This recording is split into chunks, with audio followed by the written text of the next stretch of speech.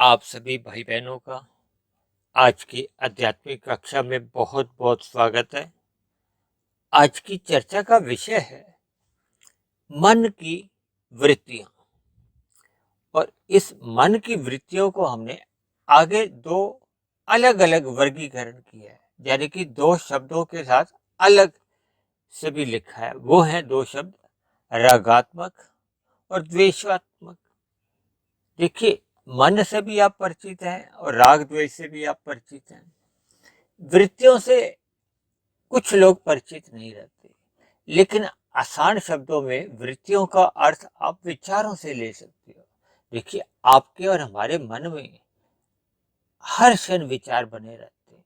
देखिए, जब भी मनुष्य एक जागृत अवस्था में रहता है तो वो विचारों से रहित तो हो नहीं सकता। देखिए, अभी आप अगर ये वीडियो सुन रहे हो तो वीडियो सुनने से पूर्व भी आपके मन में विचार आएगा या वृत्ति उठेगी कि इस वीडियो को मैं सुनो, नहीं सुनो, पूरी सुनो, बीच बीच में से सुनो। यानी अनेक प्रकार के हमारे अंदर से विचार आते हैं। कुछ विचार तो नए बनते हैं और कुछ विचार जो पहले के हमारे अंदर संस्कार बने होते हैं वहां से भी आते हैं। और अक्सर मनुष्य के जो संस्कार बने होते हैं, अधिकांश वृत्तियां वहीं से ही उठती हैं, जैसा जैसा हमारा स्वभाव बन चुका होता है।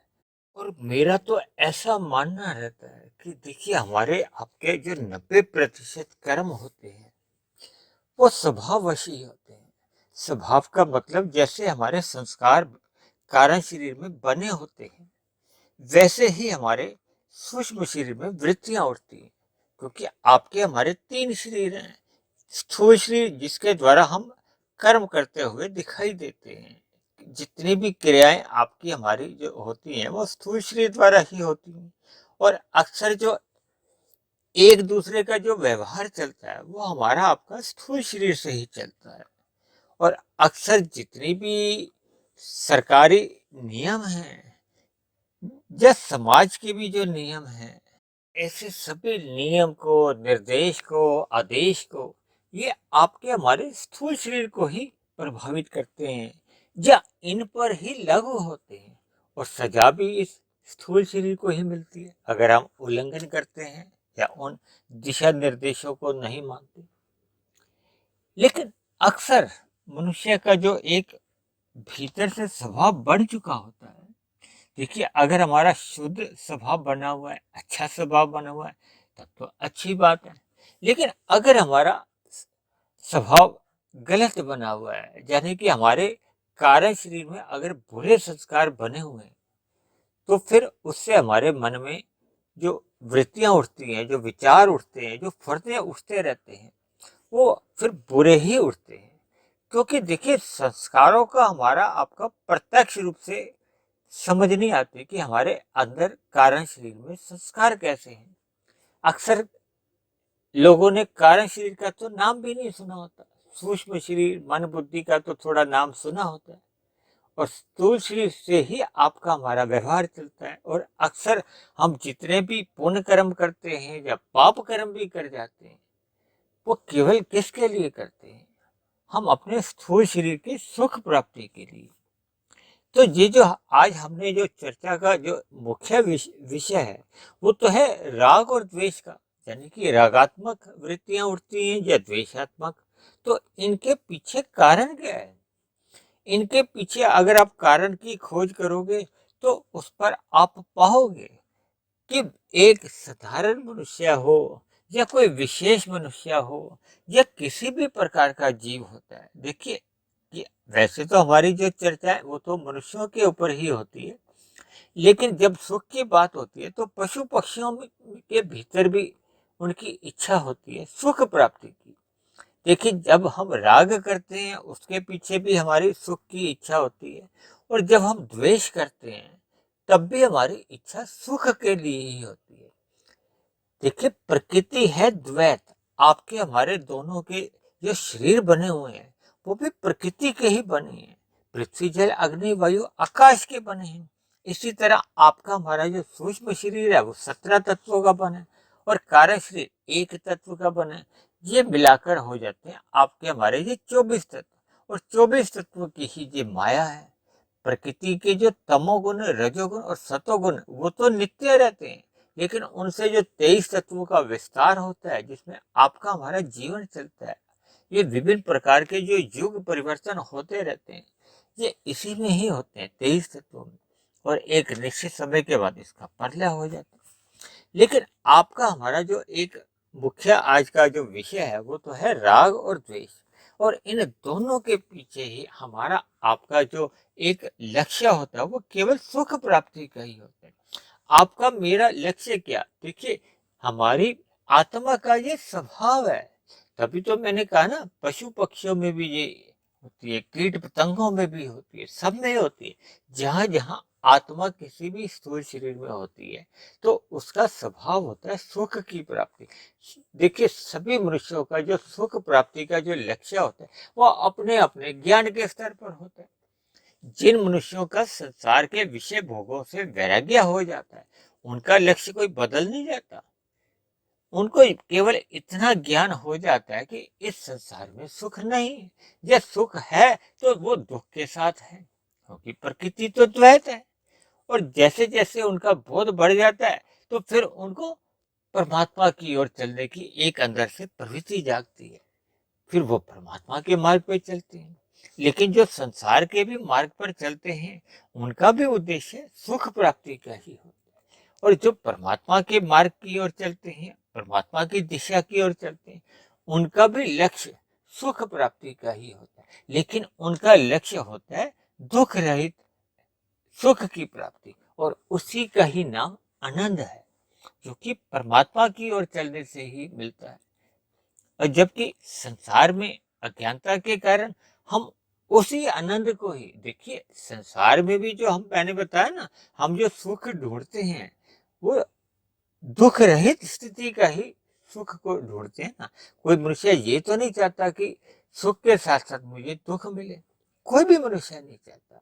यानी सभी मनुष्यों का सुखों के प्रति राग होता है और दुखों के प्रति सदा ही द्वेष बना रहता है। ऐसी वृत्ति हम सभी मनुष्यों के मन में सदा ही बनी रहती है। एक साधारण सी बात है, हमने जिस जिस वस्तु से कहो, व्यक्ति से, क्रिया से, या किसी भी कार्य विशेष से, जहां जहां भी आपने हमने सुख भोगा होता है, उसी की ही हम पुनरावृत्ति चाहते हैं। यानी कि उस भोगे गए सुख से ही हमारा राग होता है।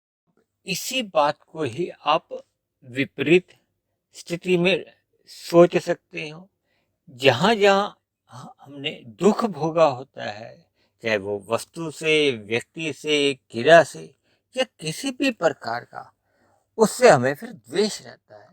देखिए एक साधारण मनुष्य में सुख भोगने की प्रवृत्ति होती है ना, क्यों होती है? उसकी इच्छा होती है। देखिए प्रवृत्ति में भी आप अगर उस शब्द को थोड़ा तोड़ोगे, संधि विच्छेद करोगे तो क्या है? प्रवृत्ति, प्र जमा वृत्ति, यानी कि प्रकृति की जो सुख है, जो कि आपके हमारे क्या है, गंध, रस, रूप, स्पर्श और शब्द, इसी की ओर ही प्रवृत्ति होती है। और निवृत्ति भी हम किससे चाहते हैं? जहां जहां हमारे इन 5 सुखों की जहां हमें प्राप्ति नहीं होती, या जिनसे हमें दुख की प्रीति होती है, ऐसा मान लो, उसके प्रति हम निवृत्ति चाहते हैं, यानी कि उसको हम नहीं चाहते। या दूसरे आसान शब्दों में आप ये भी कह सकते हो कि प्रवृत्ति की जो सुखों की ओर हमारा राग होता है, और इसी के विपरीत जो हमारे जिनसे हमें दुख मिलता है उनके प्रति हमें द्वेष होने लगता है। चाहे वो कोई वस्तु हो, चाहे व्यक्ति हो, या किसी भी क्रिया विशेष है। ऐसी स्थितियां बहुत सी जीवन में बनती है ना, कि जिनसे हम हमेशा ही द्वेष करते हैं। यानी ऐसी सभी दुख देने वाली स्थितियां जब भी बनती हैं तो मनुष्य उससे निवृत्ति चाहता है, छुटकारा चाहता है। और यही छुटकारा को, द्वेष को, घृणा को, ये सब एक ही बातें हैं।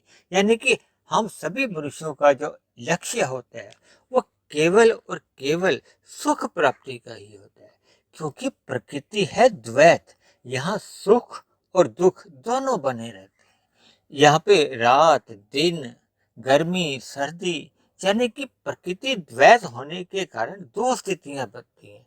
और कभी कभी तो ऐसा भी देखा जाता है कि जिस स्थिति विशेष से हमें तो सुख मिलता है, यानी कि हमारा तो राग होता है, लेकिन अन्य जीव का या अन्य मनुष्य का उससे द्वेष होता है।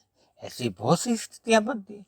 देखिए, अगर कहीं पे कोई मरा हुआ पशु पड़ा हुआ है, तो गिद्ध के लिए तो वो एक सुगंध की स्थिति बनती है ना, और जबकि आपके हमारे लिए वो एक द्वेष की स्थिति बन जाती है, दुर्गंध की स्थिति बनती है। और जबकि उस गिद्ध पक्षी विशेष के लिए राग की स्थिति होती है, सुख की स्थिति होती है। दूसरी स्थिति तब बनती है कि एक स्थिति विशेष में हमने जिससे सुख भोगा होता है, उसी स्थिति विशेष से एक समय के बाद वो हमें दुख का कारण बन जाती है। यानी कि एक समय विशेष में हमने जिस व्यक्ति विशेष से या क्रिया से या वस्तु से हमने सुख भोगा था, लेकिन वही वस्तु या व्यक्ति या क्रिया आज दुख का कारण भी बन जाती है। ऐसी बहुत सी स्थितियां बनती हैं जिनका आप स्वयं ही चिंतन कर सकते हो। देखिए, जहां जहां भी आपने विवाह बंधन देखे हैं, और ऐसे भी आपने देखे हैं कि तलाक के कारण भी बनते हैं। देखिए, जब विवाह होता है तब तो सुख की प्रतीति के कारण ही विवाह होता है ना, और जब एक तलाक की नौबत आती है तो तब भी उस दुख के कारण, यानी कि उस दुख को दूर करने के लिए मन में जो भी एक विचार आता है या वृत्ति आती है, तो फिर मनुष्य उससे निवृत्ति चाहता है। यानी उसके पीछे भी उसका लक्ष्य सुख प्राप्ति का ही होता है। इसी प्रकार के आप अपने अपने जीवन में, अपने अपने जीवन में आप गहराई से झांकोगे तो आपको ऐसे कई उदाहरण मिल जाएंगे। क्योंकि प्रकृति में जितने भी वर्तमान समय में भी सुख मिलते हैं, वो भविष्य में आपके हमारे दुख का कारण ही बन जाते हैं। यानी दुखों की चुभन से बचने के लिए हमें प्रकृति के मिलने वाले सुखों का त्याग करना ही होगा। या दूसरे शब्दों में आप यूं भी समझ सकते हो कि आपके हमारे स्थूल शरीर की जितनी भी आवश्यकताएं हैं, उन आवश्यकताओं के आगे हम जब जब भोगों की इच्छा रखते हैं, तो फिर ये भोग ही एक समय विशेष के बाद हमारे आपके दुखों का कारण बन जाते हैं। देखिए, ये तो एक शरीर की एक ऐसी प्रवृत्ति है, क्योंकि भौतिक प्रकृति की एक द्वैत की स्थिति है, और प्रकृति से ही आपके हमारे ये स्थूल शरीर बने हैं। इसीलिए शास्त्रों में कहा गया है, इस द्वैत की स्थिति से बचने के लिए आत्मा को कहो या हमें आपको केवल परमात्मा की ओर ही सम्मुख होना होगा। क्योंकि परमात्मा ही द्वैत रहित है। यानी कि परमात्मा के बारे में ही कहा जाता है कि परमात्मा तो आनंद स्वरूप है, जबकि प्रकृति द्वैत है, यहाँ सुख और दुख सदा ही बने रहते हैं। क्योंकि प्रकृति के तीन गुण हैं, तमोगुण, रजोगुण और सतोगुण।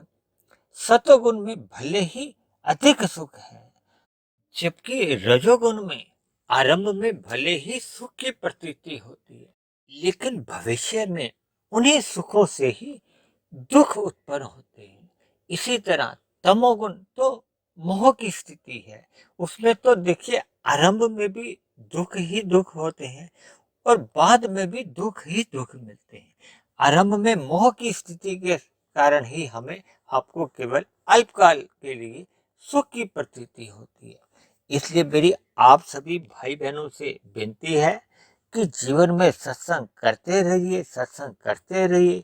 यानी परमात्मा की ओर चलकर ही हम इस राग और द्वेष की स्थितियों से बच सकते हैं।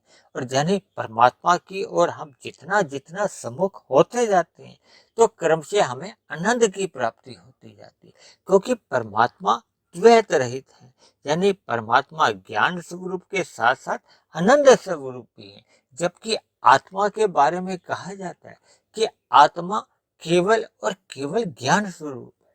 इसलिए उसको आनंद प्राप्ति के लिए परमात्मा की ओर ही सम्मुख होना होगा। और ये सम्मुखता केवल और केवल मनुष्य योनि में ही सत्संग करते रहने से संभव हो सकती है। इसलिए आप सभी भाई बहनों को सदा ही परमात्मा की ओर ही सम्मुख रहना चाहिए, ताकि हम सभी को परमात्मा की ओर सम्मुख रहते हुए आनंद की प्राप्ति हो। इन्हीं शब्दों के साथ आज की चर्चा को अब हम यहीं विश्राम देते हैं। आप किसी भाई बहन का कोई प्रश्न हो, कोई मेरी कही गई बात आपको समझ नहीं आई हो, या मेरी कही गई बात आपको तर्क संगत सही नहीं लगती हो, तो आप नीचे दिए गए कमेंट्स बॉक्स पर जाकर आप अपने प्रश्न, आपका कोई सुझाव हो या आपकी कोई आपत्ति हो तो आप उसको भी लिख सकते हो। और यदि मेरे बने हुए वीडियो आपके जीवन में मार्गदर्शन का काम कर रहे हो, परमात्मा में आपकी प्रीति जग गई हो, आपके दिनचर्या में सकारात्मक परिवर्तन आ गए हों, तो मेरी आप सभी भाई बहनों से विनती है कि आप मेरे इस आध्यात्मिक ज्ञानात्मक चैनल को स्वयं भी सब्सक्राइब करें व अन्य जिज्ञासु भाई बहनों को भी इस आध्यात्मिक ज्ञानात्मक चैनल से जोड़ने का प्रयास करें, ताकि समाज में हम सभी भाई बहनों को एक सतोगुणी वातावरण में अपना अपना जीवन जीने का अनुभव हो, आनंद मिले। तो कल फिर मिलते हैं एक नए विषय को लेकर, एक नए संदेश के साथ।